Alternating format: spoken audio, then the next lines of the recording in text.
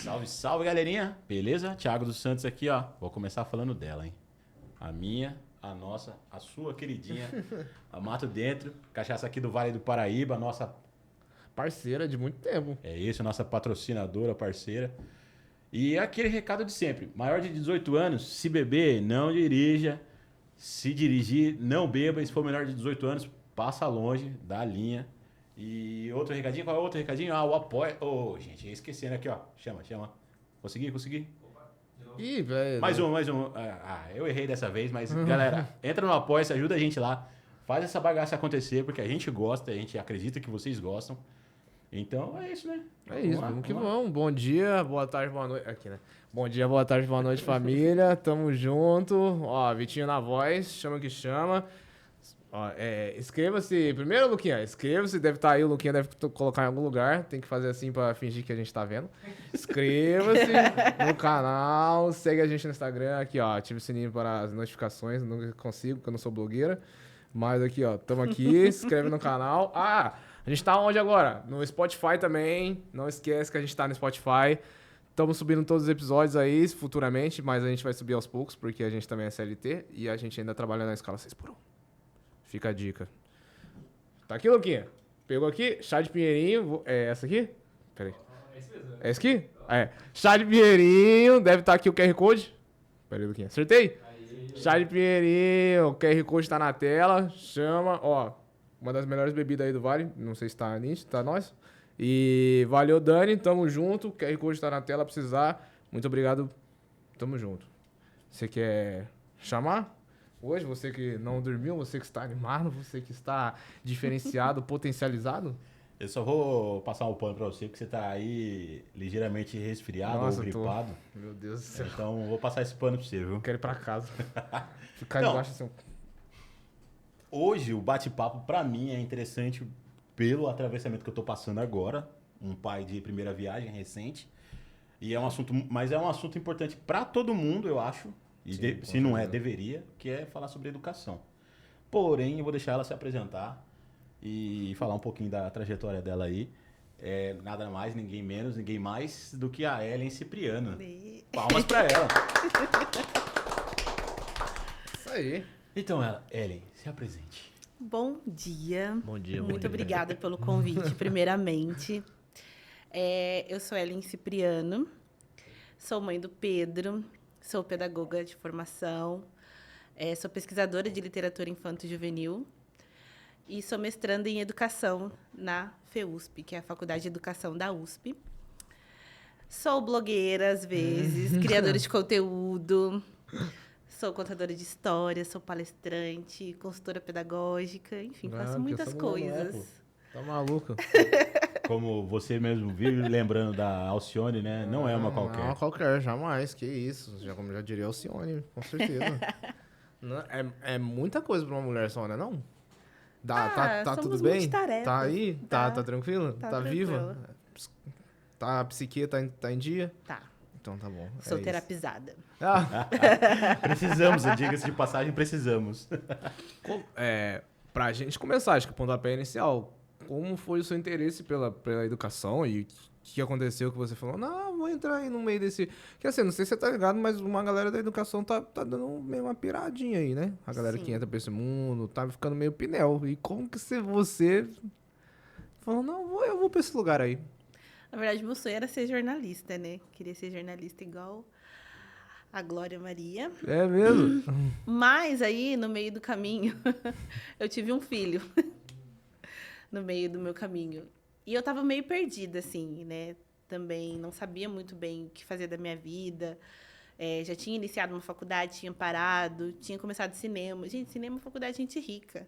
Não dá pra fazer cinema. Gente pobre não dá pra fazer cinema. Uhum. Você tem que comprar. Ia fazendo numa universidade particular, no Rio de Janeiro. Então, assim, viajei total. E fiquei um tempo perdida. Mas aí... Mas, nesse caminho eu acabei engravidando. Foi uma frustração sua ou tá tudo bem quanto a isso? Não, tá tudo bem. Tá tudo bem. Tô bem resolvida. Mas aí eu fiquei grávida, né? Tive o Pedro com 25 anos. Jovem. Aí quando ele entrou pra educação e eu comecei a acompanhar o desenvolvimento dele, eu comecei a me interessar por essa área. Achei bonitinho ver ele entrar na creche sem falar, quase sem andar, e sair falando, andando, fazendo várias coisinhas bacanas. E nesse período também eu comecei a me envolver mais com o movimento negro aqui de São José, comecei a participar de alguns eventos, comecei a ler, comecei a estudar, comecei a perceber que algumas coisas que aconteceram comigo na minha infância eram relacionadas ao racismo e eu não queria que meu filho passasse por isso. Então eu comecei a me instrumentalizar nesse sentido, né, para estar mais perto das professoras, para acompanhar mais de perto a questão da educação dele. E aí com essa proximidade eu achei que também seria interessante, politicamente falando, eu ser um corpo dentro desse espaço de educação. Sim. E aí foi aí que eu me envolvi. Resolvi cursar pedagogia e me encontrei. Entrando na educação, entrando nas escolas, com esse intuito, as escolas aceitaram bem no começo, assim, tipo, ou desde o começo, não foi logo no começo que você usou a pedagogia como uma ferramenta de educação racial nas escolas? Não foi, ou foi desde o começo, assim? Não, eu comecei a perceber como esse espaço era hostil para tratar das questões raciais quando eu ainda era estagiária. Porque eu observava muitas questões que envolviam alguns alunos e ali, sobre a questão de indisciplina, a questão do fracasso escolar desse aluno. E, coincidentemente ou não, muitas vezes isso estava associado à cor desse aluno. E em alguns episódios, enquanto estagiária, eu presenciei professores falando: esse fulaninho não vai dar em nada. Sim. E os fulaninhos, engraçado, eles tinham sempre o mesmo tipo. Eram fulaninhos específicos. Então, eu já comecei a perceber aí que tinha uma barreira em relação a esses profissionais com esses alunos. Porque eles passavam longe do aluno ideal, do aluno que aprende, do aluno responsável, por conta das questões familiares, por conta do contexto desses jovens. Então, onde ele vem, né? então não tinha muito uma questão de empatia por esses jovens. Tinha uma questão de sentenciamento. Eles não serão nada. E a cor da pele deles era um indicativo disso. Então, ali naquele momento, eu percebi que seria difícil. E quando eu passo a atuar como professora, e aí ter um pouco mais de voz, é realmente um embate nas reuniões pedagógicas, falar sobre questões raciais, falar sobre a lei, sobre a aplicação da lei 10.639. Então, assim, é muito desgastante para o professor negro, porque parece que isso também é uma coisa que só cabe a nós. É uma pauta nossa, é uma agenda nossa, quando, na verdade, deveria ser de todos os educadores pensar nessa diversidade cultural, racial que o nosso país tem. Uma pergunta, assim, pode ser, não sei, chula ou não, mas, por exemplo, você tá me falando que você tem essa pegada, né? De estar dentro do afrocentrismo, de estar lutando, de estar trabalhando com a sua causa, digamos assim. Mas todo professor negro faz isso ou tem professor negro que é, tipo, genérico mesmo e vou trabalhar com a apostila e é nóis? Tem. Que são mais... Tem os mais antigos, assim, não vou dizer principalmente. omisso, mas que são, tipo... Mano, acho que eu prefiro não me envolver nesse tipo de coisa, assim. Sim. Que vai dar trabalho, sabe? Tem por essa questão de que, né, por esse sentimento, mas também tem porque alguns realmente não acreditam que seja necessário entrar nesse assunto, que seja necessário tratar sobre essas questões. Professores mais antigos, assim, tem essa outra visão da educação, tem essa outra visão do espaço escolar. E também tem muita demanda. Essa Sim. é a grande verdade também. Né? Fazer um pouquinho aqui o papel do advogado do Sim, diabo. é. O professor Querendo ou não, carrega uma muito. sétima série, a sétima série vai do A ao X, né? Exatamente. A sétima série A, B, C, D, E, e cada uma dessas sétima série tem 45 alunos. Professor que tem 600 alunos, que tem dupla, tripla jornada, dá aula em mais de um estabelecimento de ensino. Então, assim, existe aí, nessa questão, principalmente da aplicabilidade da lei, vários fatores que impedem ela de ser executada da maneira que ela precisaria, que é a questão da formação desse profissional, na formação inicial e na formação continuada desse professor, nas licenciaturas, esse assunto não aparece ou aparece muito rapidamente, então ele também não sai tão instrumentalizado para trabalhar com essas questões. Isso você fala dentro da grade curricular da formação de curso desse professor. Exatamente. Das licenciaturas e bacharéis. Isso. Não tem. E aí, depois, nas formações continuadas, também se fala muito pouco sobre isso. E aí, isso é uma das questões. Aí tem os entraves institucionais, o racismo institucional, tem a questão da pessoa achar que não é necessário, porque as pessoas acham que trabalhar as questões raciais ou trazer a cultura africana e afro-brasileira para dentro das escolas é falar sobre religião ou é falar sobre racismo. Isso são 2 aspectos que a gente também pode abordar, tá dentro. Mas é muito mais amplo do que isso. E aí que as formações precisariam entrar. Precisaria ter esse engajamento, né, social, político, pedagógico, das instituições, dos gestores, das escolas, para engajar esse professor também e dar instrumento para ele, né, material, enfim. Sim. É complicado, né? Porque dá para entender o desgaste também que é pro professor, porque todo professor trabalha desgastado, independente se ele trabalha em cima dessa visão, dessa filosofia, esse método ou não. Seja um professor branco, qualquer outra etnia, todo ele trabalha desgastado, porque eu falo, minha irmã é professora e eu acompanhei de perto todo o tempo que ela trabalha com isso. É muito pesado pro professor. Se tem uma profissão que a pessoa trabalha por paixão, é lecionar, é ser professor. Mas Porque a gente não é bem precisa de remunerado. dinheiro. Não, mas não é bem remunerado. Então, tô falando, precisa. É que tem essa visão da profissão do professor com esse aspecto quase como devocional, quase que como uma vocação, né? E aí... Eu acho que de longe tá assim. E também por quê? Porque, primeiro, de tanto a gente acreditar nisso, os nossos superiores lá do plenário, eles já trabalham por amor mesmo, não precisa de mais. Pelo contrário, precisa de muito mais. Só que aí também, para se manter nessa profissão, tem que ter um coração gigante, porque é muito desgastante. Mas assim, aí, igual você estava falando, o professor ele não tem muito estudo nas licenciaturas e tudo mais sobre essa questão racial.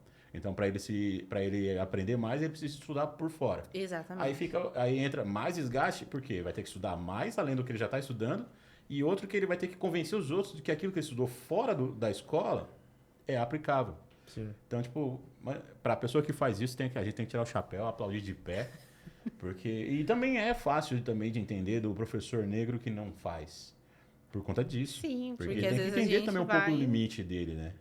Cada um tem os seus limites. Ele já tem uma demanda grande, ainda ele vai ter que colocar mais isso aqui, aí acho que ele vai Mais ficar esse tipo... peso.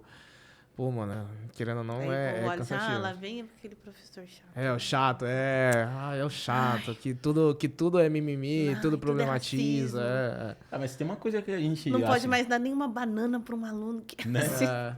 Mas se tem uma coisa que eu acho que vale a pena a gente, que não tá dentro das escolas, ficar feliz é ver que a gente tá fazendo história, né? Porque a gente acredita que fazer história é quando uma coisa muda assim de um dia para o outro. Mas a gente está falando muito mais sobre isso. Olha o tema do Enem. Isso aí é um progresso gigante para a gente, eu acho.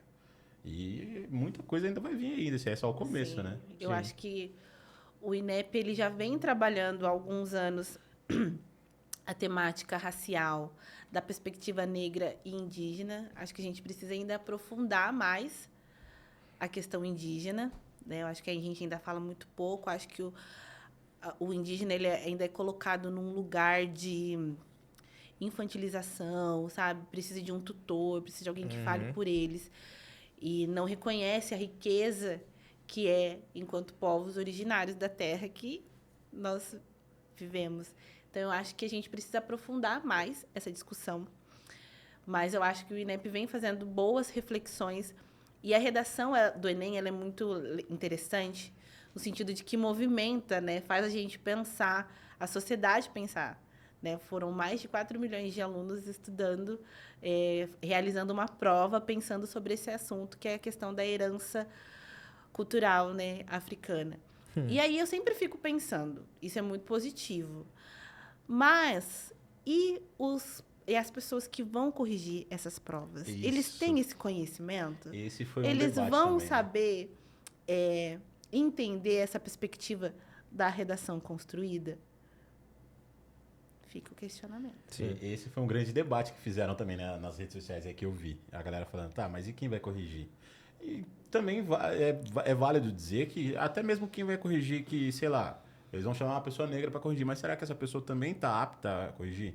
Porque a gente, como comunidade negra, a gente também tá muito defasado ainda. Sim. Porque apagaram muito da nossa história. Então, pra gente reaver isso daí é um trabalho muito grande. E é um tempo, né? Tem muita gente aí que tá bem à frente.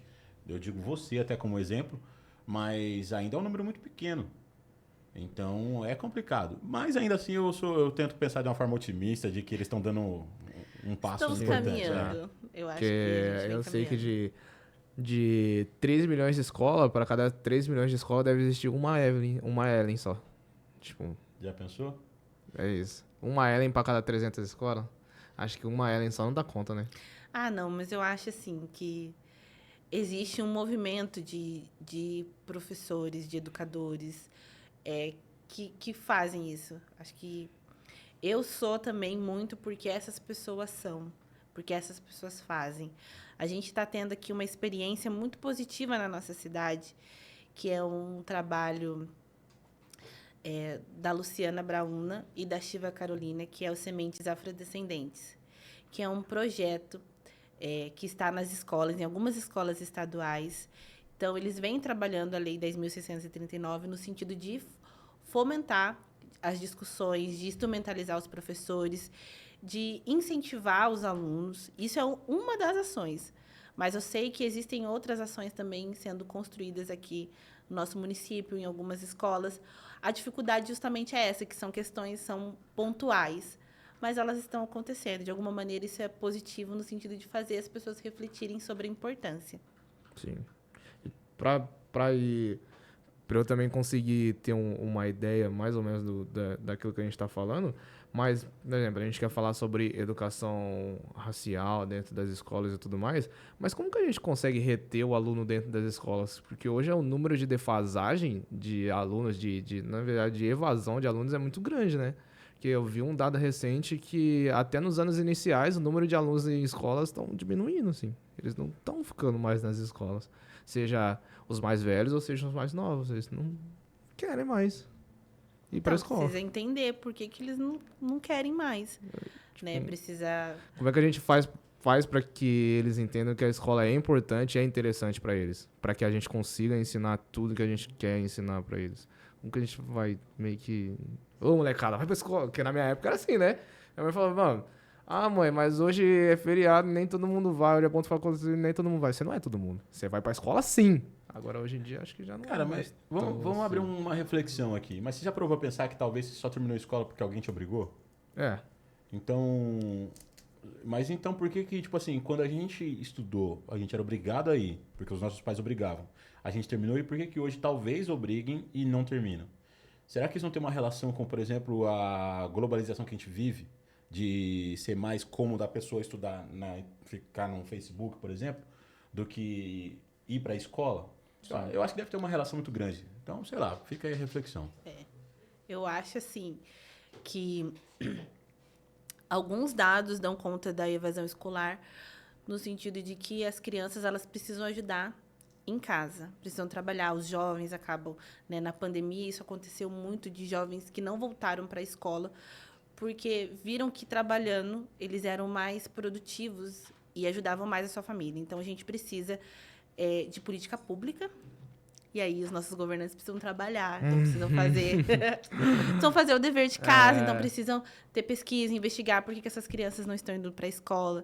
Né? A gente tem algumas ações, como o pé de meia, né, para os alunos do ensino médio, mas isso ainda não é o suficiente. E também tem essa questão que o Thiago trouxe da internet. Está funcionando como esse espaço de geração de renda também. Então, a gente tem muito influenciador, a gente tem muito criador de conteúdo. E isso dá uma sensação de que talvez a educação, o CLT, fique em segundo plano. Não seja mais a expectativa das pessoas. Sem contar que, desde 2018, a gente vem sofrendo com a desmoralização do professor em sala de aula. Né? A gente sempre teve o professor ali como uma figura de respeito.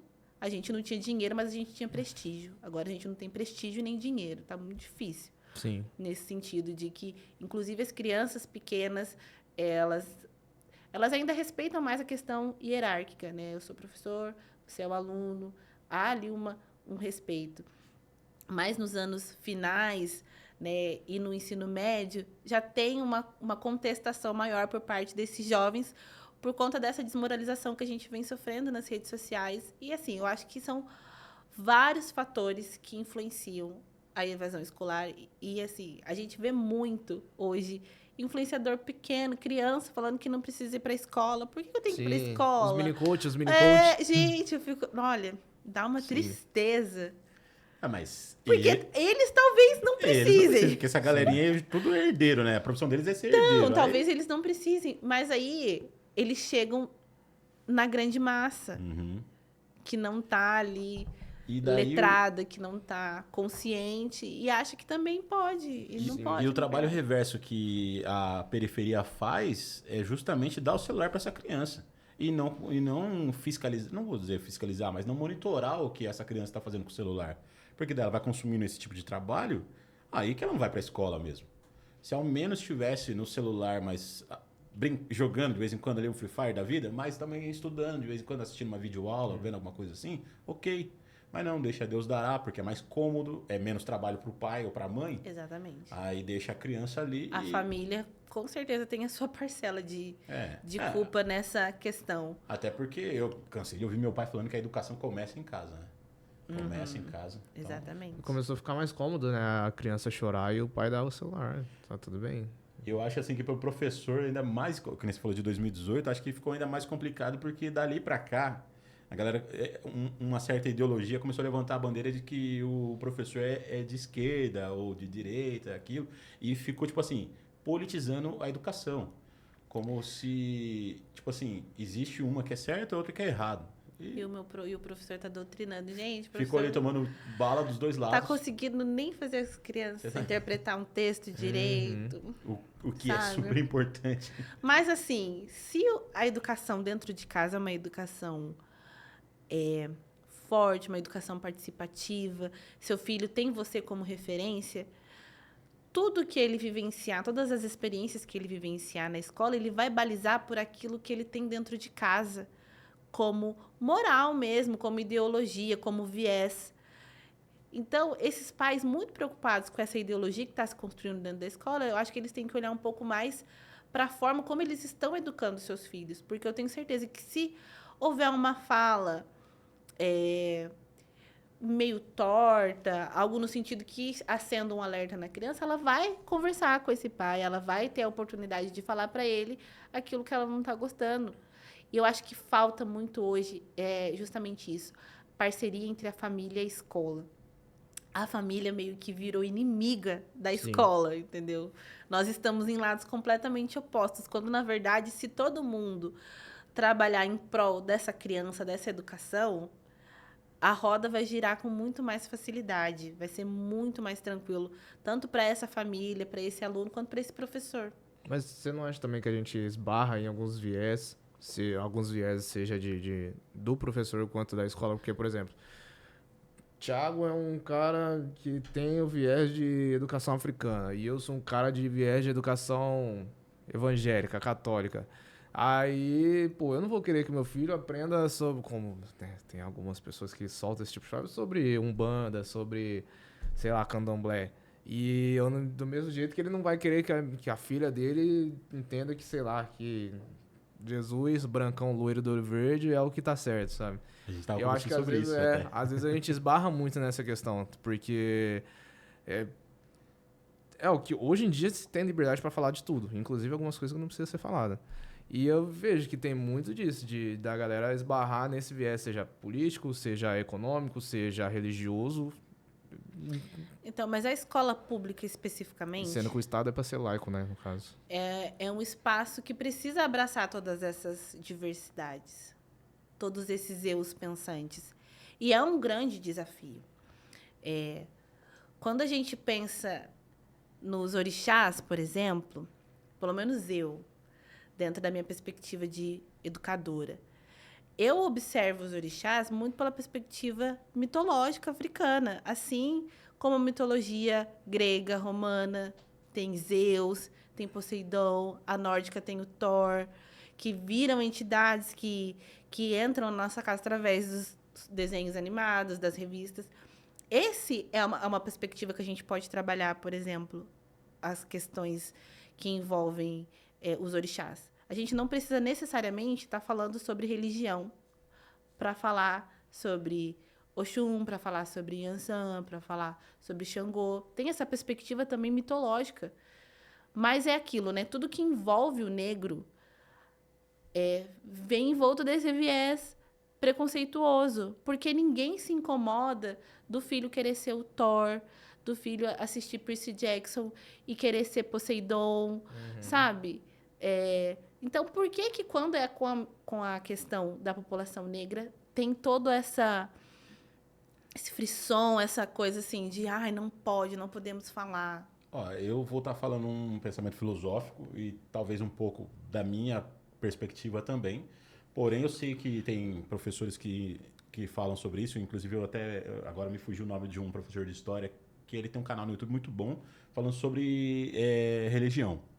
E, assim, o problema é a doutrinação. Eu acho que o maior problema é doutrinar. É achar que o seu é concretamente correto e o outro não. Sim. E que você pode achar desde que você entenda que o seu também é uma mitologia. Porque se eu falar, igual como você falou assim, estudar o orixá como mitologia, ok. Mas a partir do momento que o outro fala que o cristianismo também é uma mitologia, às vezes a pessoa vai se ofender. E isso é muito ruim. Mas a gente crescendo numa sociedade que era para ser laica e não é, a gente entende porque a ideia era demonizar o que era do negro, apagar o que era do negro. Então, historicamente falando, eu entendo por que isso acontece. Mas é complicado. Eu acho... Não sei, né? Eu até perdi a linha do raciocínio agora. Mas, assim... a gente estava conversando sobre isso antes até. E, assim, a gente tem escolas que são enviesadas. Sim. De outras vertentes religiosas. Outras crenças, né? E, assim... eu não trabalho na área da educação, talvez você possa dizer mais do que eu. Eu acho assim que tem coisas que são obrigatórias na escola. Matemática, português, geografia, aquelas coisas ali, história. Aí a parte que é mais para filosofia, que entra, seja filosofia cristã, candomblessista, sei lá, aí ok. Ou até mesmo entre outras vertentes africanas também, não tem problema. A gente tem muitas coisas. Porque a África é um continente gigantesco, com várias culturas. Então, é que a gente acaba falando para exemplificar. Mas eu acho que tem coisa que é obrigatória. Então, tipo, eu sou contra porque vai ensinar sobre isso pro meu filho. Beleza, coloque outra escola. Coloca outra escola. Então, sei lá, as pessoas precisam abrir um pouco mais Candomblé e a a mente. Umbanda são especificamente brasileiros, né? Então, se você for em qualquer país da África e falar sobre isso, eles não conhecem, não faz sentido para eles. E tem esse ponto. Em relação às escolas, todas essas escolas que a gente estava conversando antes, né, são escolas particulares. As escolas públicas, elas precisam trabalhar na questão da laicidade, porque, assim, não tem como pais pobres periféricos escolherem onde seus filhos vão estudar. É sempre a escola mais próxima de casa. Ainda Então, é uma utopia. Precisa haver aí um respeito enquanto a toda a cultura e diversidade em todas as frentes. As escolas também podem trabalhar temas transversais, isso é importante. A gente tem um documento hoje que foi construído, não vou lembrar a data que ele foi construído, mas é a BNCC, que é a Base Nacional Comum Curricular, que é um documento norteador que vai orientar, dentro dos componentes curriculares, o que precisa ser apresentado, o que essas crianças precisam aprender dentro do seu nível de ensino. Isso foi uma forma de tentar homogeneizar a educação tanto das escolas públicas quanto das escolas particulares. Mas é uma utopia grande também, porque não tem como balizar, não tem como equalizar essas duas, porque são coisas completamente diferentes, né? As escolas particulares, elas operam numa lógica de mercado. Então, elas vão querer oferecer a melhor estrutura, elas vão querer oferecer tudo aquilo que aquele pai precisa. Então, hoje a gente tem, por exemplo, uma escola que trabalha a questão afro-brasileira. E é tudo que a gente queria. Só que a mensalidade é R$ 2.300. Então, não é uma realidade para todas as famílias pretas. Sim. E não está disponível em todos os estados. É pontual. Então, assim, a gente precisa... quem tem a condição de pagar, vai escolher aonde quer que seu filho estude, a melhor pedagogia que se alinha à forma como você pensa, porque todos nós somos guiados por uma ideologia, por um viés, já dizia Paulo Freire. Não tem como. Todos nós vamos apoiar ou vamos ser contra alguma coisa. Isso não é um luxo da esquerda. A direita também tem a sua forma de pensar, tem a sua forma de enxergar o mundo, que é uma forma mais tradicional, mais conservadora, né? A esquerda é uma forma mais progressista, mais aberta à mudança. Então, todos nós somos guiados por um viés. É a partir disso que a gente vai se guiar.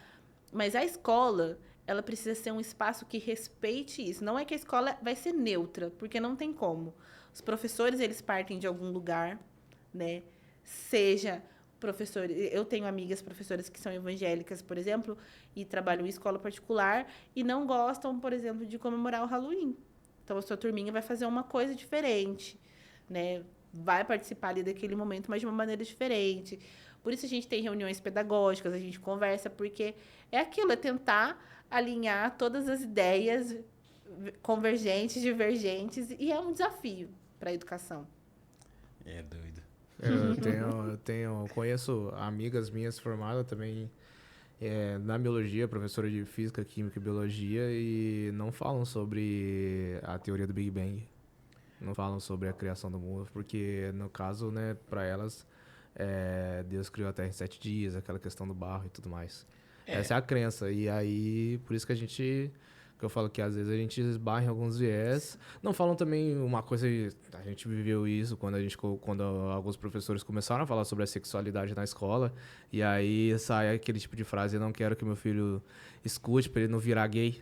Seu filho não vai virar gay, não, mano. É uma transformação que você injeta um soro, seu filho virou gay. Não, eu sempre faço uma pergunta pra pessoa que pensa assim, tipo assim, se você lembra quando foi o momento que você decidiu sua pretensão sexual? Sabe, tipo, você teve algum momento que você ficou na dúvida? Será que eu gosto de homem ou de mulher? Não teve. Não. Foi natural. Então, tipo, as pessoas precisam parar de ser tão quadrado, sabe? A nesse gente ponto. viu muito sobre isso Ser na contra questão ou da ser a favor por sexualidade. questão religiosa, ok. Mas guarda isso pra dentro de casa também. Não precisa expor pra fora, porque você prejudica o convívio social. Né? A sua ideologia, a sua doutrina, ela serve para guiar a sua vida. Exato. Não a vida do outro. Então, Mas, a gente precisa mas um ponto respeitar. provocativo é que Big Bang não é teoria mais, viu? É fato. Fato. Quem vai contra isso aí, convida a estudar um pouquinho aí. Se quiser, eu te mando um material também. Gosto muito do assunto. Mas tem uma galera que... tem a galera criação, tem a galera da Terra plana, né? E não, isso aí não entra na conversa. Isso aí... Terraplanista, anti-vacina, mano, não entra na Não conversa. dá. Não entra. Não dá. E isso, agora, pegando esse gancho, como é que ficou essa questão dos professores que são anti-vacinas? Porque eles foram obrigados a tomar vacina, né? Durante a Covid. E eles, porque tinha que dar aula, né? Tem professor que defende que não houve ditadura militar, velho. Professor de história, bicho. Enfim. E aí, tipo, é obrigado mesmo? O Estado tem que obrigar e senão Na você não vai dar época aula. da Covid foi. Pra gente poder assumir cargo na prefeitura como professor, até os professores contratados precisou apresentar a carteirinha de vacinação completa. Não só com as vacinas da Covid, mas as outras vacinas também. E para as crianças também existe essa obrigatoriedade, né, de estar com a carteira de vacinação em dia. Mas existe muitos pais que realmente, assim, um número bem assustador de pais que são contra a vacina. Isso aí Não foi só a vacina da Covid, agora é todas as vacinas. Isso Parece aí que foi tudo... um serviço... Agora virou, agora é geral. Acho que isso aí foi um complicado. serviço muito bom que a internet fez pra gente, foi propagar a ideia torta, né? Fazer o quê? É que assim, a internet é um advento que ele veio pra ajudar. Que então, tipo assim, hoje a gente tem muita informação, tem muita coisa, mas também tem... nada é 100%, né? Nada é um 50-50 aí.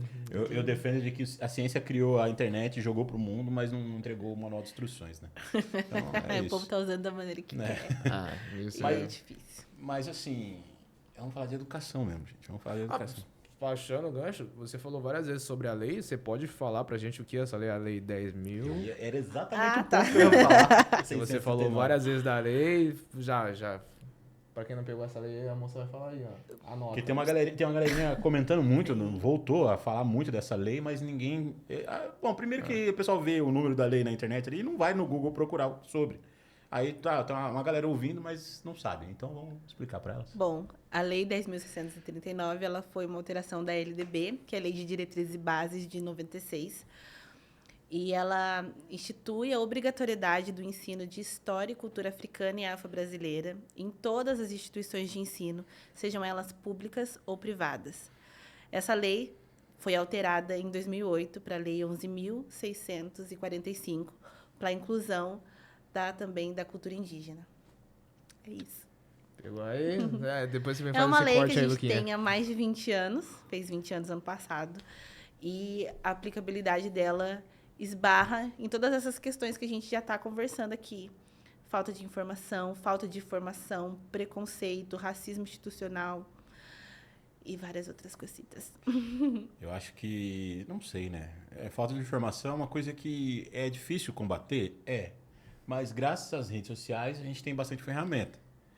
Então aí cabe quem vai tentar combater achar o meio que convence mais as pessoas. Tem gente que gosta de ler, tem gente que gosta de ouvir, tem gente que gosta de assistir. Então, tipo assim, eu particularmente consumo o professor chatão falando quadrado ali, mas também gosto mais ainda do cara que é mais espalhafatoso, brincalhão, tem um jeito mais diferente. Agora, combater o racismo institucional que é complicado, né? Porque aí a gente vai tá brigando com gente grande lá em cima, que teoricamente trabalham pra gente, mas não A é... criação dessa lei é uma ferramenta justamente para combater. Mas falta aparato técnico para fazer com que essa lei seja implementada de uma maneira mais efetiva. Você cria uma lei, você dá obrigatoriedade, mas você não vai atrás para verificar se os municípios, se o estado está fazendo alguma coisa. E se ninguém faz, também não dá em nada. Por isso que as secretarias de educação, elas não investem muito nisso, porque assim como outras questões que também envolvem a educação, como a educação inclusiva, de alunos com deficiência também, que é uma lei linda que você lê, assim, você fica assim, de queixo caído, de tão bonita. Mas quando você vai para a sala de aula, quando você vai para a escola, você vê o tanto de empecilho técnico, instrumental. A gente esbarra em várias questões. Então, assim, o Brasil ele cria muitas leis boas, mas na hora dessas leis serem aplicadas, é que a gente vê que falta ainda. Aí como é que a gente faz? A gente faz o trabalho por fora da escola, você que trabalha na escola, por exemplo. Como é que a gente faz para resolver isso? A gente faz um trabalho de conscientização, né? A gente precisamos de professores engajados quando a gente está falando de dentro da escola, então a gente precisa de um orientador pedagógico que abrace também, que apoie essas ações, que respalde esse professor, que dê subsídios para esse professor, para que ele consiga realizar isso dentro da escola, pensando de uma maneira mais autônoma. Mas a gente também precisaria que essa lei ela fosse mais fortemente incentivada pela gestão pública para ser aplicada nas instituições, que houvesse uma forma de fiscalizar e tivesse uma punição para essa não fiscalização, porque senão a lei perde todo o sentido. A roda não gira, né? E a gente também pode fazer esse trabalho fora. Os pais também são agentes importantes nessa equação. Porque se eu sou uma mãe negra, se eu sou um pai negro que quer que essa lei seja aplicada na escola do meu filho, eu preciso ir atrás. Eu preciso fazer barulho, eu preciso cobrar, eu tenho que ligar lá no 156, fazer a minha reclamação. Porque daí também o município ele vai sentir que a gente tem essa necessidade, que essas famílias elas querem, precisam. Porque a escola é um dos primeiros espaços onde a criança sofre racismo. E é por parte dos colegas, dos funcionários, dos professores. Não estou generalizando, dizendo que são todos. Mas esse ambiente é um ambiente muito propício para acontecer esse tipo de coisa. Então, a gente precisa pensar de uma maneira mais global, mais empática em relação a isso. E pensar também nos benefícios que estudar a história africana e afro-brasileira e indígena vai trazer para os nossos alunos.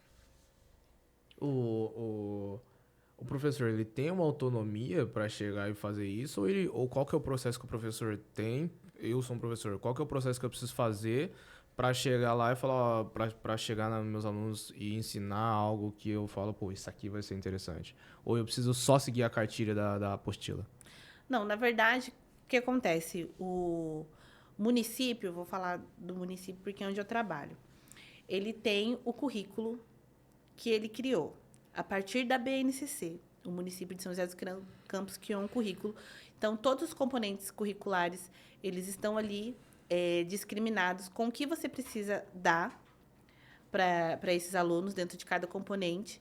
E a forma como você vai trabalhar isso, ou os livros, é você que escolhe. Então, você faz o seu planejamento né, semanal a partir dos livros. Então, por exemplo, você precisa trabalhar contos de fada, falando do ciclo 1. Você precisa trabalhar contos de fada. Você pode levar os contos de fada tradicional, mas também a gente tem muito reconto. Ou você pode trazer uma história que se inspire nos contos de fada e apresentar por um outro viés. Você também pode trabalhar o cordel, quando a gente vai pensando em parlendas, né, e cantigas, porque o cordel também ele é muito musical, é um gênero textual nordestino, então ele traz uma cultura muito rica. A gente pode usar meios de introduzir a educação. Tem também uma coisa que um professor da USP criou como a pedagogia do evento. A pedagogia do evento é como se fosse o dia 20 de novembro. A gente tem uma data. Então, eu não consigo, não posso, não dá para trabalhar o ano inteiro, como seria o ideal. Na pedagogia do evento, você pode trabalhar. Então, o mês de novembro é um mês importante, é um mês que as escolas geralmente se movimentam, é um mês que a gente tem bastante trabalho, porque eles estão sempre chamando a gente para fazer alguma coisa. Então, o professor pode apresentar histórias que tragam personalidades, que tragam pessoas negras, apresentar personalidades mesmo, né, para conhecer. A gente tem uma coleção chamada Coleção Mostarda, e isso tem nas escolas da prefeitura que eu visitei, tem essa coleção. E essa coleção, ela traz biografias de pessoas negras importantes, tanto nacional quanto internacionalmente. Então, a gente tem Luiz Gama, a gente tem Conceição Evaristo, Carolina Maria de Jesus, Rosa Parks, Martin Luther King, tem o Ailton Krenak, que é um indígena do povo Krenak. Então, assim, tem meios da gente poder fazer. Pode não ser o trabalho mais elaborado, mas você está fazendo alguma coisa. Eu acho que esse movimento, no sentido de fazer alguma coisa, já é importante, já diz muito. Principalmente na educação infantil, porque as pessoas elas acham que na educação infantil não precisa trabalhar questões de empatia, de diversidade. E eu acho que é justamente... É onde mais se precisa. Eu acho. A educação básica, a educação infantil, os primeiros Eles anos... a sementinha que vão levar, né?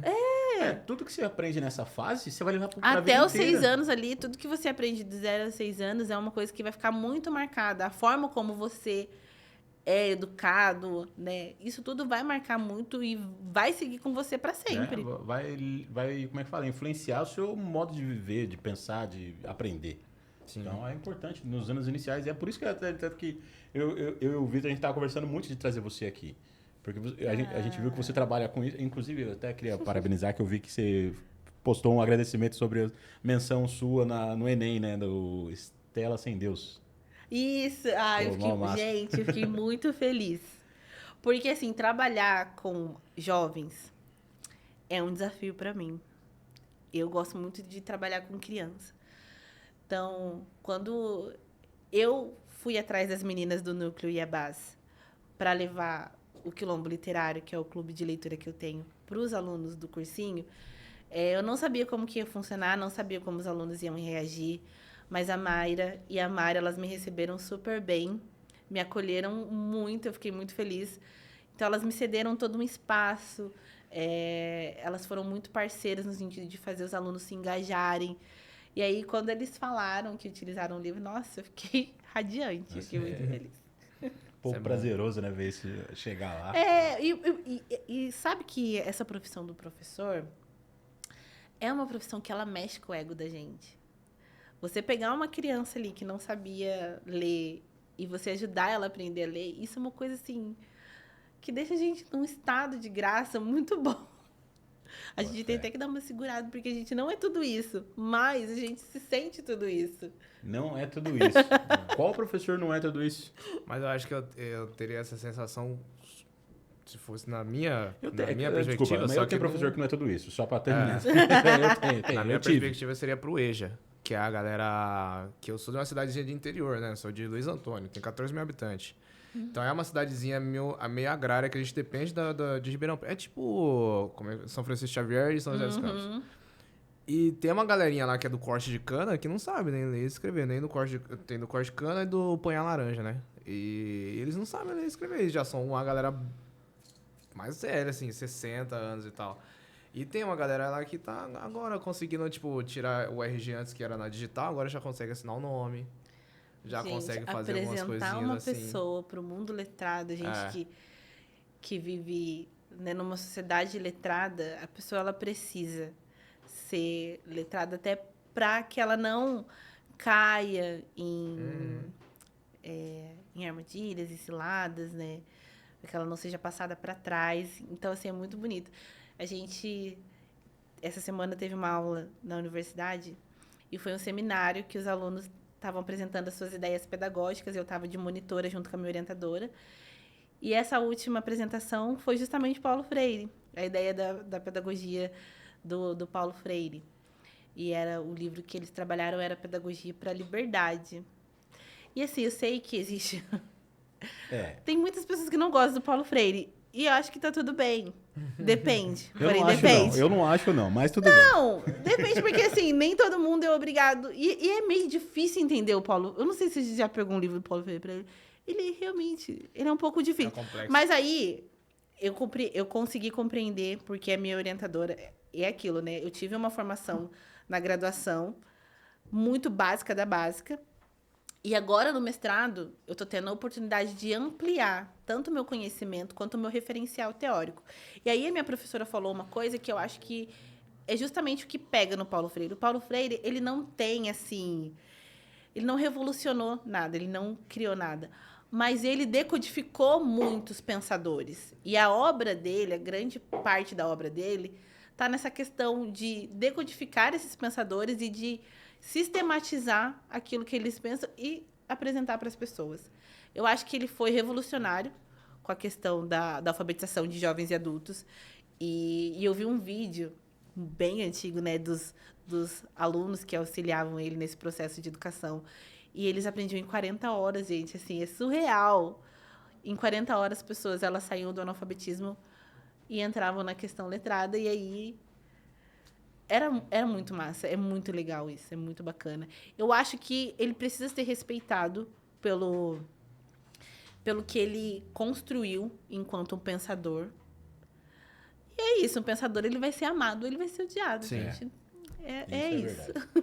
Mas, assim, Nem Jesus Cristo agradou todo mundo. Mas esse é aí um exemplo de que, tipo, eu posso até não gostar, mas e o resultado? O resultado foi bom? Então, beleza, eu vou respeitar. Eu acho que é esse o ponto. Porque se tem uma coisa que o Paulo Freire trouxe foi resultado. E resultado positivo. Então, assim, por conta de, obviamente, vieses políticos, que a gente sabe que tem algumas pessoas que não gostam, mas e o resultado foi bom. Então, respeita, Mas tem muito acadêmico também que não gosta, mas aí é aquilo, precisa apresentar um contraponto. Não gosta por quê? Sim. Então, né? mas Tem que ter uma falando, tem argumentativa. Você professor- estudou? Eu respeito muito intelectuais que falam, eu estudei Paulo Freire, mas eu não gosto, eu não concordo. Sim. Por isso, por aquilo. E a gente tá no nosso direito, sabe? Tem muito intelectual que, se a gente for realmente pesquisar a fundo, não só a sua obra, mas também a sua vida, a gente vai ter uns entrechoques ali em relação ao que a gente vai descobrir. Sim. E eu acho que é super positivo essa questão do contraponto. É saudável. É saudável, necessário. isso. Porque se todo mundo pensa igual, não tem... Ninguém cresce, não cresce. A gente começa a andar puxando a rédea para um lado só e correr em círculo, né? Ó, nós três aqui na mesa, a gente não concorda igual com tudo. Então, tipo, tá tudo bem. A gente é Obrigada. muita Três gente. pessoas negras que pensam de maneira autônoma. É muita gente, cara. Nossa. Isso aí é pra galera aprender que nem todo negro é igual. A gente Porque fala isso é desde o nosso muito primeiro diferente, episódio. Exatamente. Eu acho que isso é uma coisa que as pessoas precisam entender. Precisa. Sim. A gente é essencialmente coletivo por conta do processo histórico, mas a gente também tem a nossa individualidade, ela precisa ser respeitada. Não existe uma cartilha de como ser negro, entendeu? Não... Ai, porque eu tenho amiga negra que é emo, que não sabe sambar, e aí ela é menos negra por conta disso? Não, ela Tem negro conservador também. tem negro de direita. Tem negro. Desculpa, é triste isso. Mas Sim. tem, a gente sabe que tem. É. E eu lembro de um episódio do Maluco no Pedaço que eles vão, o Calto e o Will vão fazer um trabalho pra entrar numa fraternidade lá, e eles não aceitam o Calto porque ele era todo engomadinho, né? Aí ele fala, mas desde quando isso me torna menos negro do que você? Até porque a gente Ele sabe. dá um esculacho, né? Esse episódio é Sim. massa. Até porque a gente sabe que, independente se o cara é rico ou pobre ou qualquer coisa, a primeira coisa que vem é a cor da pele. Porque, dependendo de onde ele entrar, a forma como ele vai ser tratado vai ser a forma como ele é visto. E, infelizmente, a cor da pele vem antes nessas situações também. E daí, às vezes, a pessoa que já é racistona lá, etc e tal, vai destratar o cara. Então, tipo, depende se ele é conservador, liberal, qualquer coisa. Mas vocês acreditam que eu me considerava super progressista? E quando eu entrei na faculdade, que é justamente o espaço que as pessoas falam que as pessoas, vai virar a cabeça, vai fumar maconha, não sei o quê. Legalize. Eu dei uma retrocedida em alguns aspectos. Em alguns pontos eu tenho um pensamento um pouco mais conservador, tradicional, principalmente dentro da pedagogia, da educação. Eu lembro que uma das ideias pedagógicas que foram apresentadas durante o seminário dos alunos foi uma escola, Summerhill, que é lá na Inglaterra.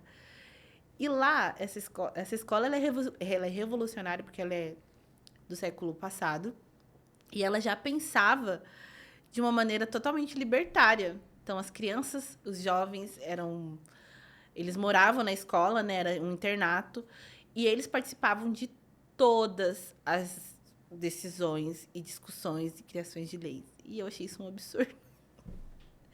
Cadê a hierarquia? Não, tipo assim, e eram umas coisas absurdas, tipo, eles decidiam quem podia fumar, e se um aluno de 12 anos dissesse que ele queria fumar, ele fumava, porque ele tinha, na cabeça desse pedagogo, o Neil, eles tinham esse direito. Eu fiquei assim, surtada. Eu falei, não, pelo amor de Deus.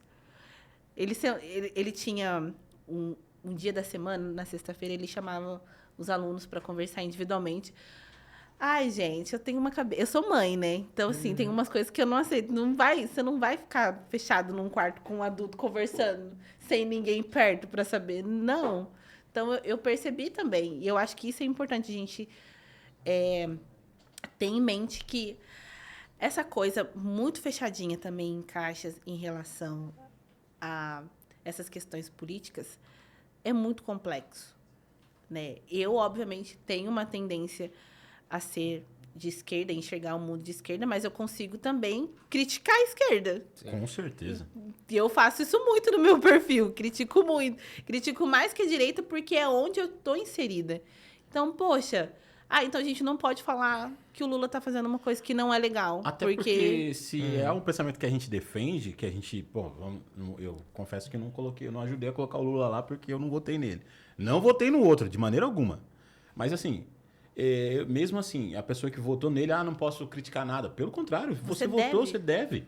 Então, tipo, é um se eu direito seu. se eu defender a esquerda, eu quero enxergar os defeitos para poder pontuar aquilo ali e ajudar a melhorar. Eu preciso disso. A gente precisa, a sociedade precisa.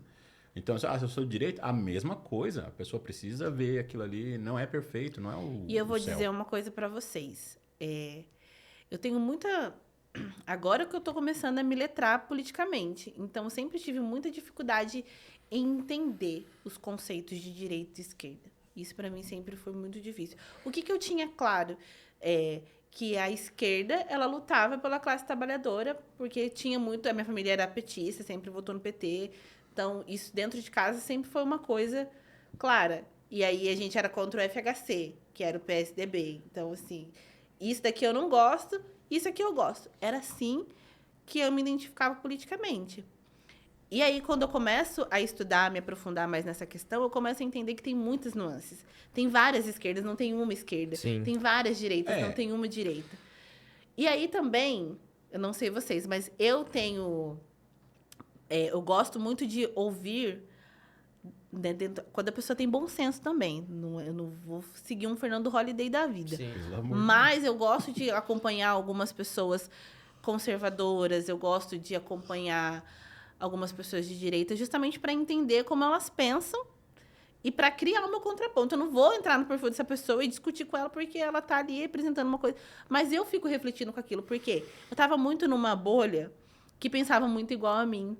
Então, assim, não tava surtindo aquilo que eu tava falando com vocês agora, de refletir sobre, de pensar sobre a construção de família, identidade de gênero, orientação sexual. Eu via muito pelo viés das pessoas que estavam comigo, que me apoiam, né? Eu tenho um irmão gay, então isso para mim, dentro da minha casa, sempre foi muito natural. Meu filho sempre conviveu com meu irmão e com meu cunhado. Pra gente, assim, sempre foi muito natural. Mas é um assunto, por exemplo, que se eu for levar para dentro da escola, vai dar chabu, entendeu? Vai dar chabu. Então, eu não posso orientar os meus alunos sobre os cuidados com o seu corpinho. Ah, porque ninguém pode pôr a mão no seu corpinho. Porque não posso trabalhar a sexualidade com crianças. Eu acho que a gente deveria. Porque 80% dos casos de abuso sexual acontece em casa. E é pai, e é tio, e é irmão, Alguém e próximo, é um é parente, padrasto. é um amigo. Uma pessoa que você colocou dentro da sua casa. Exatamente. Muito dificilmente esse abuso vai acontecer, por exemplo, fora do espaço familiar, vai acontecer na escola. Acontece. Mas se a gente instrumentaliza a criança, se a gente ensina para a criança os limites, e dá para fazer isso de maneira lúdica, a gente não vai ensinar as crianças o que elas não precisam aprender nesse momento em relação à sexualidade, em relação ao seu corpo. Mas isso precisa estar dentro das escolas.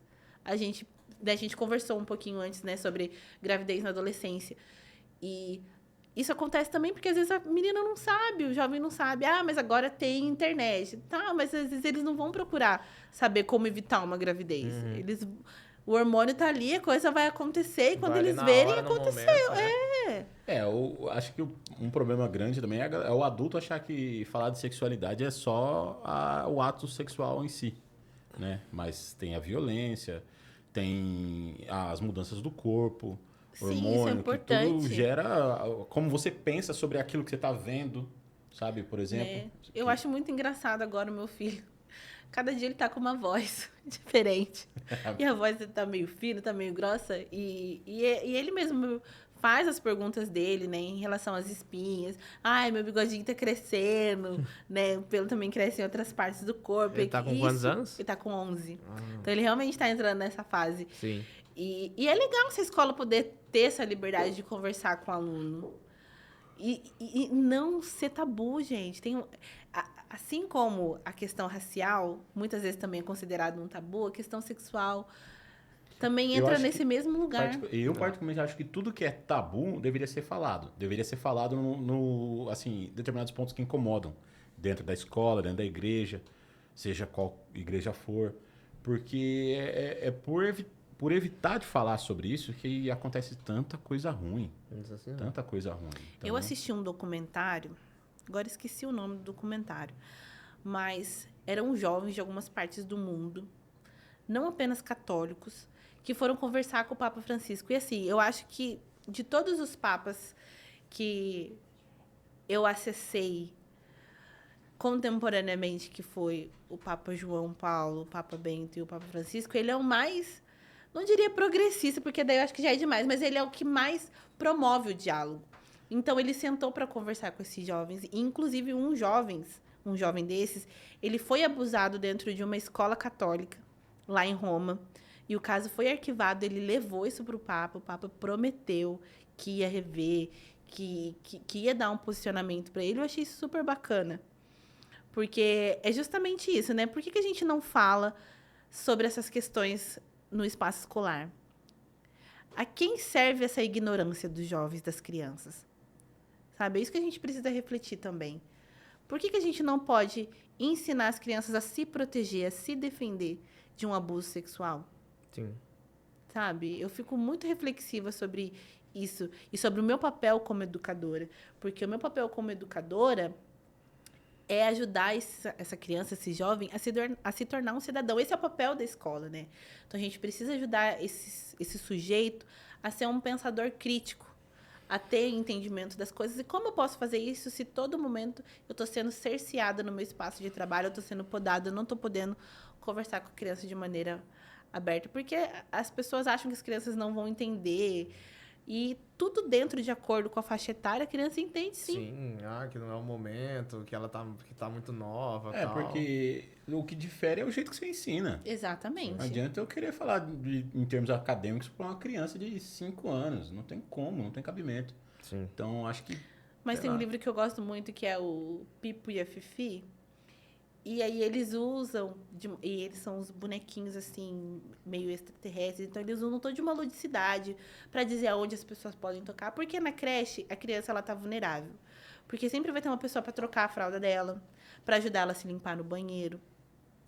Então é até importante que ela saiba quais são os limites. Porque se alguém ultrapassar esse limite, seja dentro ou fora de casa, ela vai conseguir falar para os pais de maneira clara: oh, alguém pôs a mão no meu pipi. Isso também é uma outra questão que a gente também tem que trabalhar, né? A gente precisa falar o nome certo das coisas para as crianças e a gente não pode. Não pode falar que o pênis é o pênis, que a vagina é a vagina, que o peito é o peito, porque entra nessas questões familiares. Entra no tabu das famílias. É muito difícil algumas famílias. E a gente sabe o quão doloroso é para essas famílias quando elas descobrem que os filhos foram abusados. E o quão prejudicada é essa criança depois de adulta, né? Sim. Então, é preciso deixar a ideologia no bolso ali em certos momentos. Igual você falou de esquerda e direita, não sabia, tá aprendendo a definição. Acho que o problema é por que as duas se embatem ainda hoje, é porque a gente parou ali na década de 40, onde ainda a maior briga de direita e esquerda era a União Soviética e Estados Unidos. Então, a visão de capitalismo que eles têm, claro, os Estados Unidos é a visão de capitalismo até hoje. A União Soviética, que não deu certo, mas durou por bastante tempo, é a visão de comunismo. Só que, assim, a visão daquela época também já era diferente de quando o termo foi cunhado, quando o termo foi criado, né? E, assim, nos anos 90 também já era diferente. E hoje, com a internet, com um mundo mais fluido, é muito mais diferente. Então, vou falar disso? Não preciso falar sobre comunismo e capitalismo o tempo todo na escola. Mas eu acho assim, as pessoas... eu não preciso entender, de fato. Mas eu preciso entender de política. Política porque, assim, eu preciso falar de política.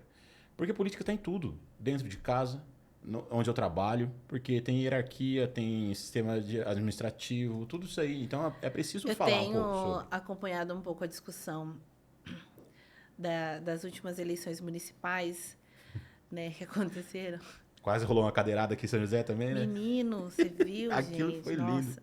Mentira. Mas aí, a gente tem uma questão importante também, né? Eu, enquanto educadora, eu respeito muito o limite que a pessoa tem ali educacional, até quanto ela foi letrada.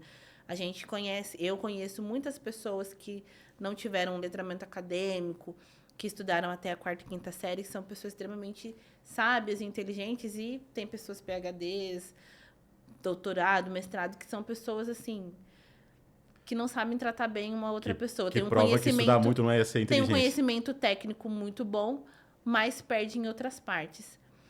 E uma coisa, por exemplo, que eu fico pensando, e é uma crítica que eu faço à esquerda, por exemplo, perdemos muitos municípios para a direita. E aí, ao invés de você sentar e fazer uma autocrítica e pensar o que nós estamos fazendo, por que nós não estamos nos comunicando com essas pessoas que têm tanto a ganhar ficando do nosso lado, não prefere dizer que a pessoa é burra, que a pessoa não sabe votar, prefere agredir. E aí, isso é uma coisa que me incomoda em alguns setores da esquerda. E eu acho que é justamente... Né, o Mano Brown já falou isso lá atrás. Volta para a base. E não voltaram. Nem pensaram muito sobre essa frase. Sim. E em 2026, a gente vai ter um outro baque muito grande. E isso pode nos custar muito se a gente realmente não repensar a forma como a gente se comunica com as pessoas. né? O Paulo Freire mesmo, ele tinha essa visão. Ele não queria apenas alfabetizar as pessoas, mas ele queria que as pessoas desenvolvessem o pensamento crítico. Ele falava muito isso. Isso era uma coisa que ele pregava muito. Então, ele instrumentalizava aquelas pessoas, ele ensinava a partir da vivência, da experiência delas. Então, tem um exemplo que ele usa, que é o tijolo. Então, aí eles, né, ensinavam a palavra a partir do tijolo, para que o tijolo serve, quem utiliza o tijolo, quem que compra o tijolo, quem que vende o tijolo, sabe? Era todo não era só aprender como escrever o tijolo, mas era tudo que envolve aquele sistema, tudo que está envolvido ali e como que isso vai impactar a sua vida. Isso lá em 1900 e alguma coisa. Eu acho ele genial, no sentido de que ele enxerga o ignorante, o analfabeto, como uma pessoa que tem a sua bagagem cultural, que tem a sua cultura, que tem o que dá para a sociedade e que é uma pessoa importante. Ela não é só um voto, ela não é só um número, ela é uma pessoa. E ela precisa ser enxergada como tal. E eu acho que é isso que está faltando hoje em dia, a gente enxergar, principalmente as pessoas de classe mais baixas, menos escolarizadas, como pessoas e não como números. Sim. Ainda mais porque você fala que enxergar como número, que, né, o político só aparece quando é época de eleição. Porque ele precisa do número, não precisa dessa pessoa, ele só precisa do voto dela. Então, isso deixa meio, sei lá, deixa tudo meio cru, né? Porque, tipo, você falou sobre a questão da gente conseguir falar com a base e tudo mais. A gente viu muito isso nas eleições, que alguns candidatos mais alvoroçados, eles davam o que a galera queria ouvir.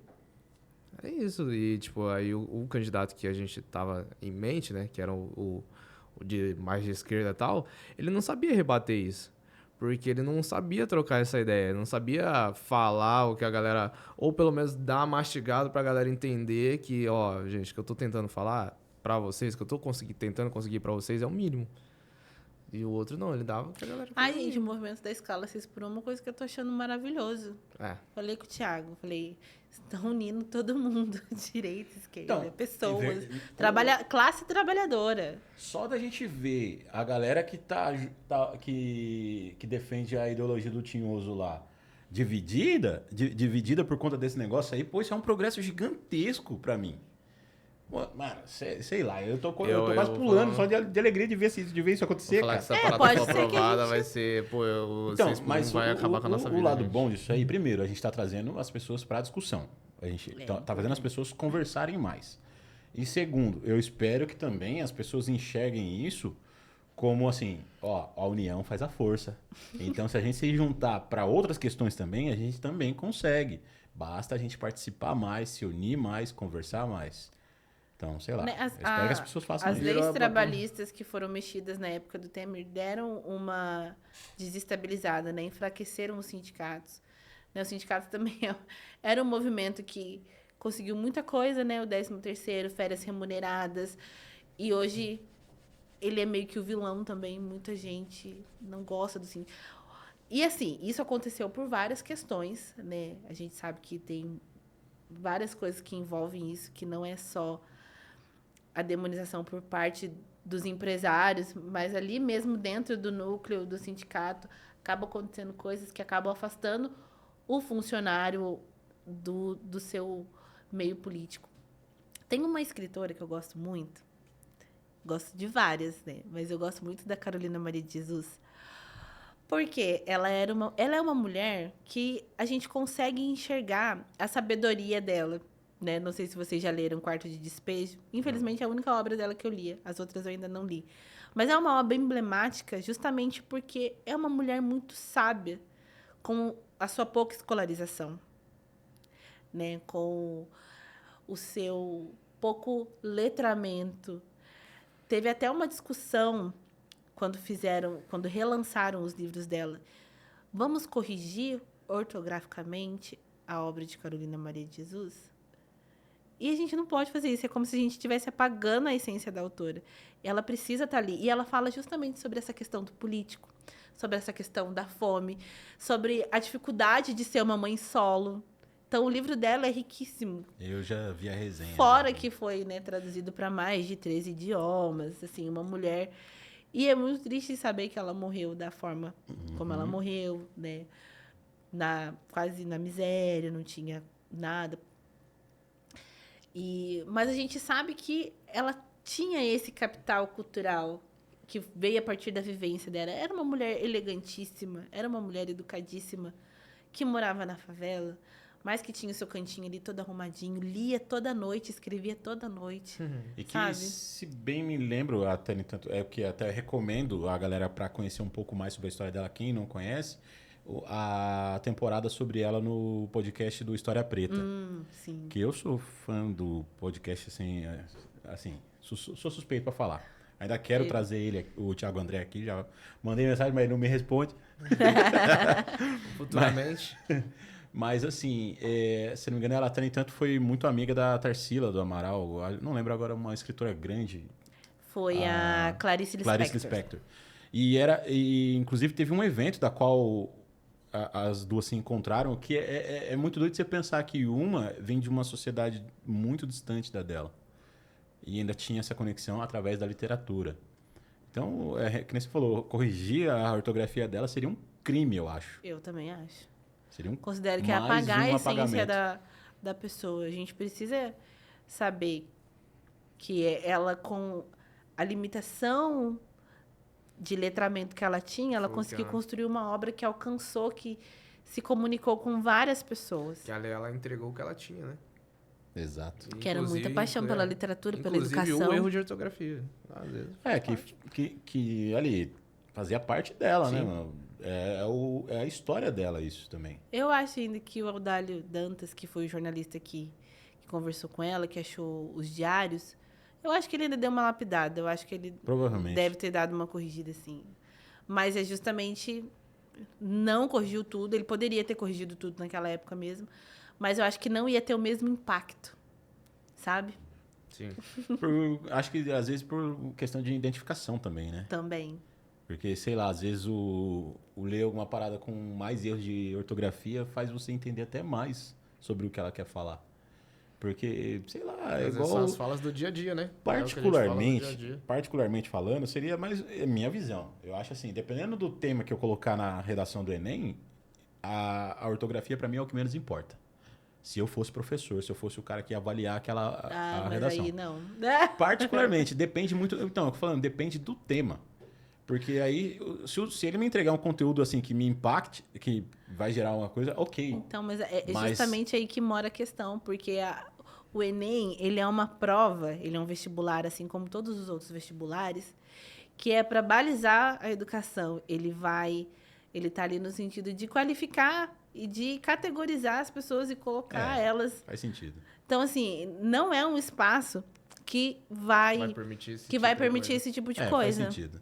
Infelizmente, né? Eu acho que a faculdade, que a universidade devia ser para quem quisesse entrar.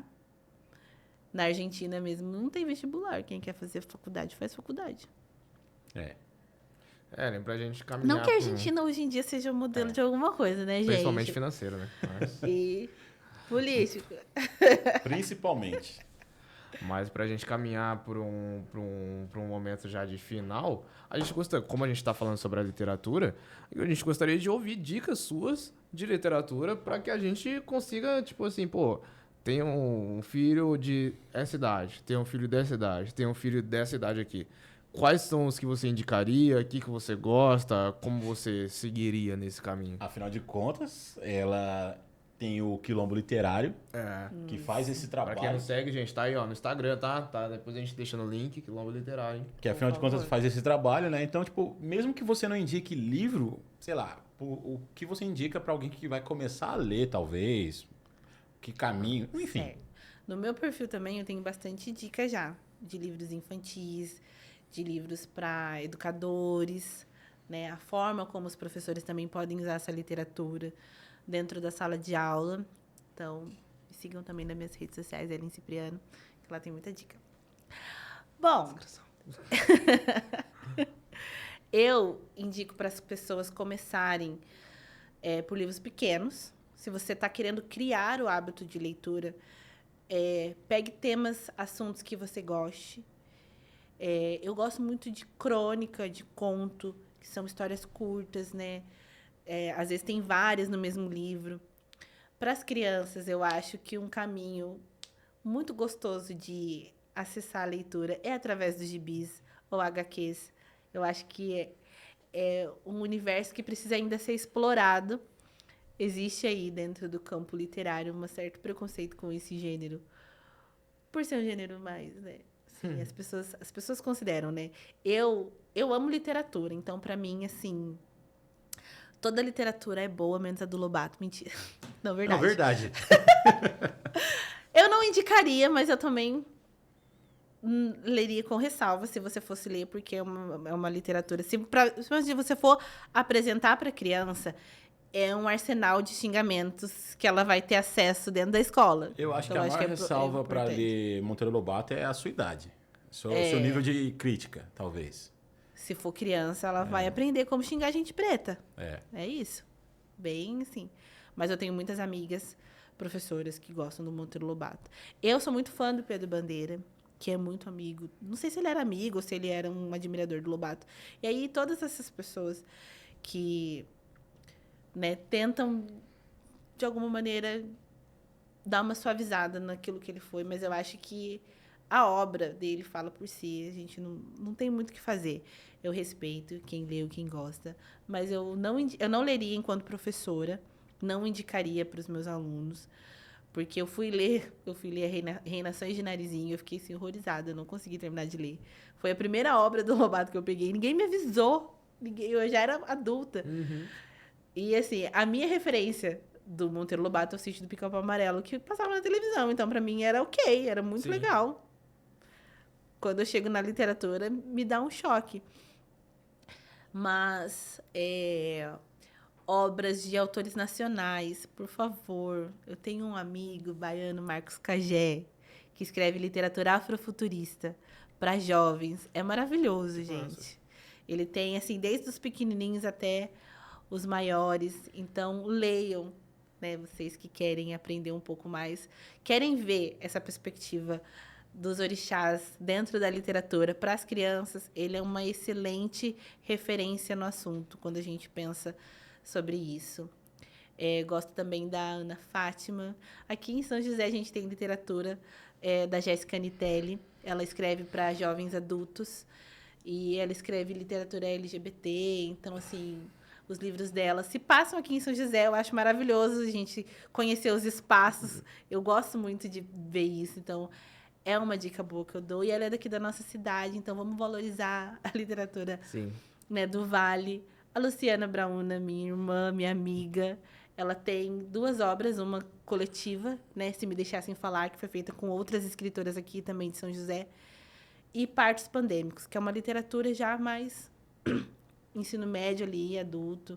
Então, vai ter poesia, vai ter crônica, enfim. Tem muita coisa boa, principalmente de pessoas pertinho aqui da gente, que a gente pode conseguir acessar os livros, né? Tem a biblioteca Cassiano Ricardo, que a biblioteca ainda empresta livro, tá, gente?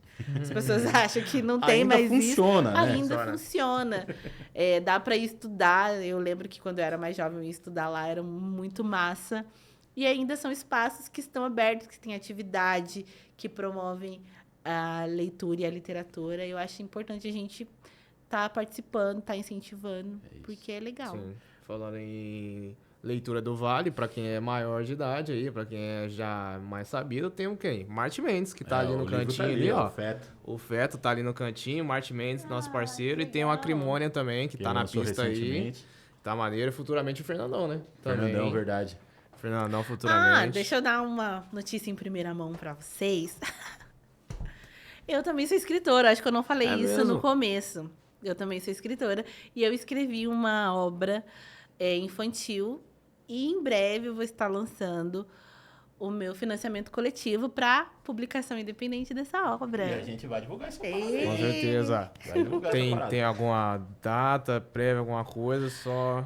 Ano que vem. Ano que vem eu estou terminando de escrever o escopo do projeto para lançar na plataforma. Vai ser através do Catarse.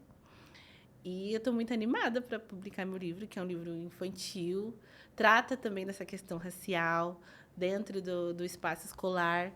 E aí é uma ótima obra para a gente conversar com as crianças e com os professores.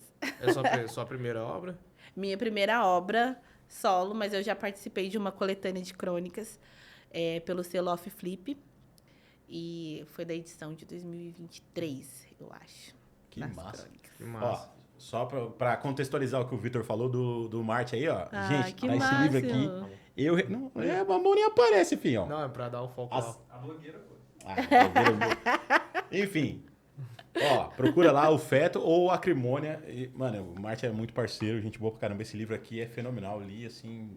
Pra quem, igual eu falei pro Vitor, pra quem já morou em outra cidade sozinho, vai se identificar muito com esse livro aqui. Eu Ah, achei que muito legal. Deixa eu dar uma olhadinha. E uma curiosidade minha sobre a biblioteca Cassiano Ricardo, que você falou, eu no colegial, eu estudava aqui no João Cursino, eu matava a aula para ir estudar na biblioteca. Eu ficava na frente da biblioteca esperando ela abrir, eu trabalhava Ai, de que tarde, né? Eu ficava na biblioteca até meio-dia, dava meio-dia, eu ia almoçar e depois ia pro trabalho. E minha mãe não sabia disso, hoje ela Hoje sabe, ela tá sabendo. mas eu fazia isso, cara. O meu também, eu tenho um caso com biblioteca, só que é dos 15 anos. Que foi meu primeiro... Eu gosto muito de filosofia, né? E aí, quando eu tinha uns 15 anos, quando eu tava no meio do turbilhão de briga do meu pai e da minha mãe, eu ficava na biblioteca lendo O Pequeno Mundo de Sofia, né? O Mundo de Sofia. Eu amo esse livro. Eu acho que amo. foi o primeiro livro, obrigado João Ricardo, que foi o bibliotecário na época lá, que me ofereceu esse livro e foi quando eu descobri. Era a biblioteca da escola ou era a Era a biblioteca da escola, viva do tamanho essas desse bibliotecas quartinho aqui, ó, no máximo. escolares. Não li, pô, com vários... Ele era formado... Eu não lembro se era tecnologia da informação, alguma coisa, que era o curso de biblioteca lá da USP, de Ribeirão Preto. E aí ele me apresentou, falou, pô, tem Nossa, esse aqui, esse ó, livro é o Mundo de maravilhoso, eu Sofia. gosto muito dele. E é um livro de filosofia mesmo mastigável pra qualquer um. Assim. Devia estar nas escolas mesmo. Mas tem.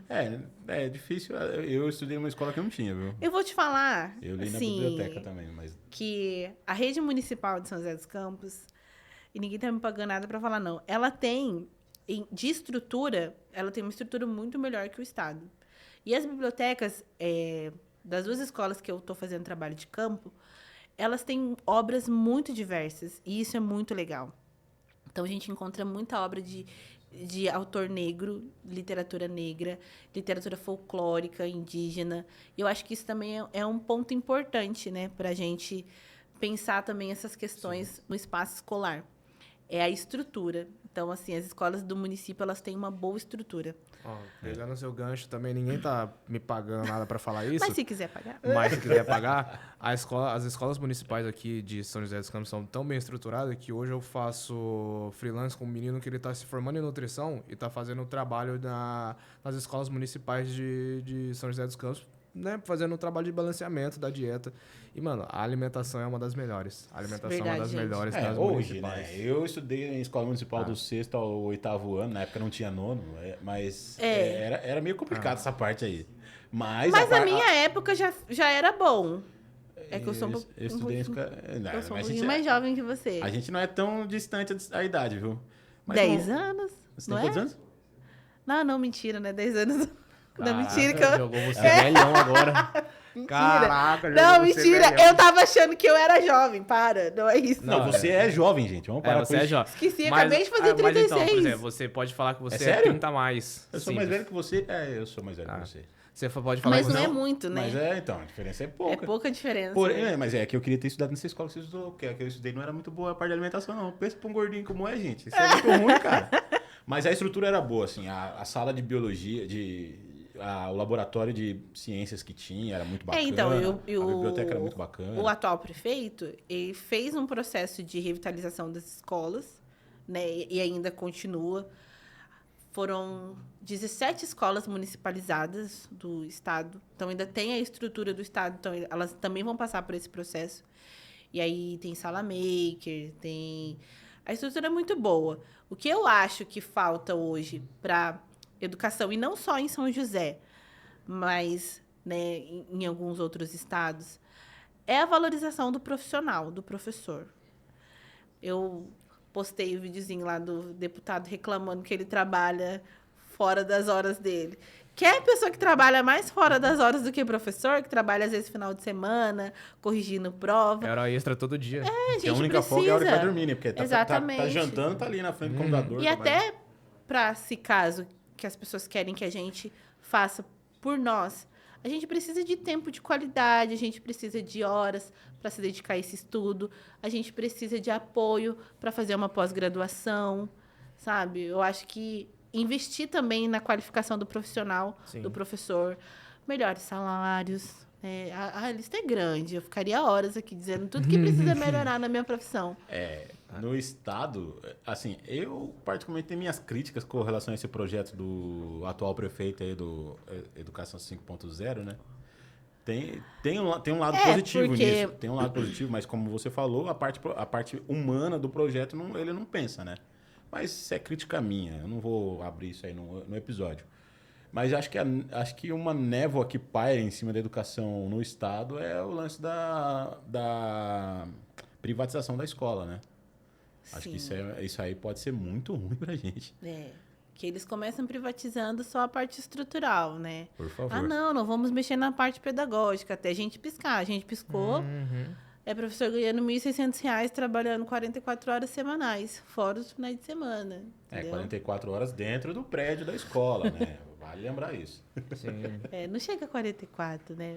Não, mas assim, acho que a gente, pra finalizar esse episódio, acho que a gente tem que bater palma pra quem? Não só pros professores, mas também todos professores, a lotia das merendas, inspetores. Sobretudo nas merendas. Sim, principalmente a tia da merenda, aquelas que tem uma braçola assim, ó, que fica mexendo aquela De panelona regata, de arroz. velho. Aquilo é muito A lindo. lotia da merenda te amava, hein? Você é a melhor de todas, principalmente quando era macarrão com almôndega. Então, agora a parte da merenda privatizou também, né? Porque antes eram funcionários da prefeitura, né?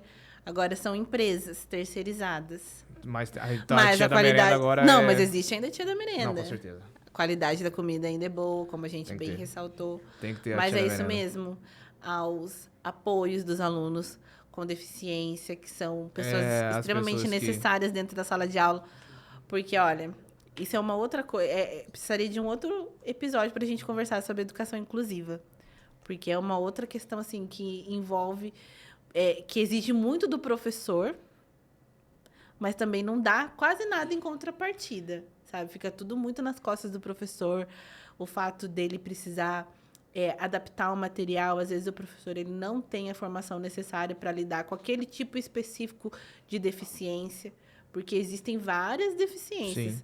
né? Tem a deficiência motora, tem a deficiência intelectual, tem as pessoas neurodivergentes, aí tem os TDAHs, os autistas, tem criança que tem deficiência intelectual, e cada uma dessas deficiências tem uma especificidade diferente, e a gente não é treinado para trabalhar com todas elas. Então, assim, existe o que o professor faz dentro da sala de aula em relação a esses alunos, cai muito também no que faz em relação à questão racial, vai muito do professor, Sim. dele ir atrás, fazer, se instrumentalizar. Ele se virar nos 30, né? E aí, esses apoios são extremamente necessários e as meninas estão de parabéns. Porque Apoio aí aos prin- PCDs. Tamo Porque junto. principalmente nessa área aí, o professor que se especializa nisso aí é muito por coração mesmo, porque não tem um incentivo. Tipo assim, eu vou estudar essa área aí, eu vou ganhar mais. Não tem, não existe isso. E pelo contrário, o trabalho triplica, E multiplica. é muito desafiador. É, a minha irmã, quando ela estava terminando a faculdade de pedagogia há 200 anos atrás, que ela é bem mais velha do que eu, isso eu posso falar. A Dani vai ficar brava comigo. Vai pintar o cabelo hoje, inclusive. Olha lá. Pra não aparecer os brancos. Ela, quando ela estava terminando a faculdade dela, ela começou a se especializar nessa parte aí. Ela já estava visualizando pós para toda essa parte de trabalhar com PCD, alunos com deficiência, coisa assim. E ela fez algumas, eu lembro que ela fez. Eu não lembro agora, eu não vou falar groselha aqui, vai que eu falo alguma coisa e acabo mentindo sobre aquilo que eu não sei. Mas eu lembro que ela estudou e realmente eu pude acompanhar um pouco de perto. Na época eu ainda morava com os meus pais, a gente morava na mesma casa. E é realmente um negócio fascinante, cara. É muita coisa. Ó, salve também pra quem? Essa classe agora dos psicopedagogos, né? Sim. Que é a galera que trabalha com o quê? Com a eu psicopedagogia. posso dar um carinho especial Aqui, ó. Sua câmera especial. para a Inayá, que foi a primeira pessoa que atendeu o Pedro e que me ajudou a desvendar todas essas questões, porque os pais também passam por um processo de luto, de entendimento, para poder auxiliar os filhos. E depois a Estefânia, que continuou o trabalho, porque agora a Inayá trabalha só com os pequenininhos. Então, são duas queridas que eu tenho um extremo carinho e respeito, porque são profissionais extremamente engajadas, que estão sempre ali fazendo curso, se especializando cada vez mais para trazer um bom atendimento para as famílias que elas atendem. Então, é isso, minhas queridas. Muito Beijo obrigada pros psicólogos e psicopedagogos aí que trabalham nas redes municipais, que tem... Você tem acesso, tá garantido e pode ir lá que tem que ter. Se não tem na sua escola, cobre que tem. Pode cobrar. Um 5,5, hein, gente? É isso, fechamos? Estamos indo? Você gostou? Você achou que foi maneiro? Você achou que foi legal? Eu achei. Foi muito massa. A gente também... Bom, eu particularmente posso falar que eu adorei, viu? Gostei demais. Eu gosto de falar sobre educação, sou Gente, suspeito. obrigado a todo mundo que acompanha a gente. Ó, Ellen vai estar na descrição, Ellen Cipriano. Ela não é parente da menina do Fat Family, porque eu fiquei com isso na cabeça. Mas eu fiquei com isso na cabeça, até mandei mensagem pra ele. Ellen vai estar na descrição, Quilombo Literário.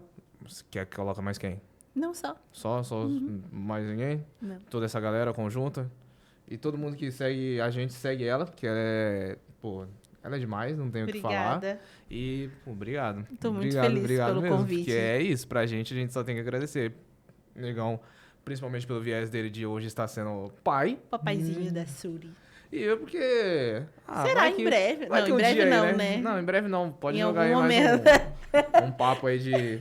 Pô, tá maluco, eu não fiz nem 30 ainda, gente. Vamos a partir do Jovem. mês Ele é que eu jovem. fizer. Ele é jovem. Agora que ele devia, particularmente, como eu falei aquela hora mais cedo, o que mais você preza é o que menos você vai fazer, mano. Depois, se você deixar muito pra frente, quer dormir. Então, aproveita agora que você é jovem. Eu tô nessa... Porque toda vez ele manda mensagem, eu mando mensagem pra ele já tá acordado. Então, tipo assim, eu tô nessa entendendo ainda como... Não, mas pelo Quem amor de sabe um Deus, dia. paternidade é uma coisa muito séria. Não, Ser Só responsável. no momento certo, Nem sim, penso. pelo amor de Deus. mas eu queria ser um pai maneiro, ativo, assim. Que fosse tipo ele que tá, pô, fazer as E as você paradas, pode, só crescer. depende de você. Eu acho que com uns 40... Quando assim, meu filho tiver uns 5 anos, eu já vou estar cansado, né? Eu não vou querer jogar bola, mais essas coisas, não. Ah, me Talvez, respeita. eu tô com o joelho doendo, né? Você tá vendo as coisas que a gente tem que ouvir aqui? Tá na rua, filho. Então, deixa pra lá. Não vou falar a partir dos 40, porque ele já tá perto dos 40, então vou jogar mais idade mais pra cima. Não, mas 40 é uma boa idade. Eu acho que quanto mais pra frente você vai deixando, mais cansativo é. Você pode ter certeza, viu? É isso, gente. Fecha com essa aí. Não vou ser pai. Valeu!